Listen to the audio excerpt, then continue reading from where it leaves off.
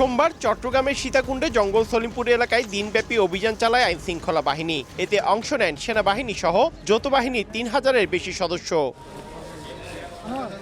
অভিযানে ৩টি আগ্নেয়াস্ত্র, ২৭টি পাইপগান, ৩০টি পিস্তলের ম্যাগাজিন, অস্ত্র তৈরি ৫৭টি পাইপ, ৬১টি কার্তুজ এবং বিভিন্ন ধরনের ১,১১৩ রাউন্ড গুলি সহ ১১টি ককটেল উদ্ধার করা হয়। জব্দ করা হয় পাইপগান তৈরির লেদ মেশিন সহ বিপুল পরিমাণ অস্ত্র তৈরির সরঞ্জাম। মঙ্গলবার দুপুরে চট্টগ্রাম রেঞ্জ ডিআইজি কার্যালয়ে সংবাদ সম্মেলনে এ তথ্য জানানো হয়। এই অংশ আমাদের পুরো নিয়ন্ত্রণে রয়েছে। স্থানীয় জনগণের নিরাপত্তা নিশ্চিত করার লক্ষ্যে সেখানে 2টি অস্থায়ী ক্যাম্প, পুলিশ ক্যাম্প, র্যাব এবং পুলিশের যৌথ উদ্যোগে আমাদের পরিচালিত হচ্ছে। পরবর্তী সময়ে প্রয়োজন অনুযায়ী এখানে আরও আমাদের কার্যক্রম পরিচালিত হবে।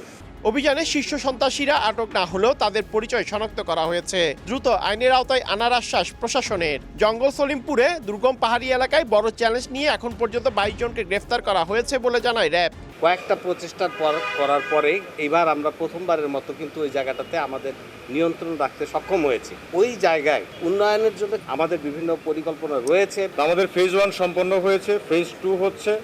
এখন আধিপত্য বিস্তার করা, আমাদের ক্যাম্প এস্টাবলিশড হয়েছে, ইনশাআল্লাহ আধিপত্য বিস্তার করা হবে। এ ঘটনায় সীতাকুণ্ড থানায় পুলিশ বাদী হয়ে অস্ত্র আইনে 2টি এবং র্যাব বাদী হয়ে বিস্ফোরক আইনে 1টি মামলা করেছে। পার্থপ্রতিম বিশ্বাস, সময় সংবাদ, চট্টগ্রাম।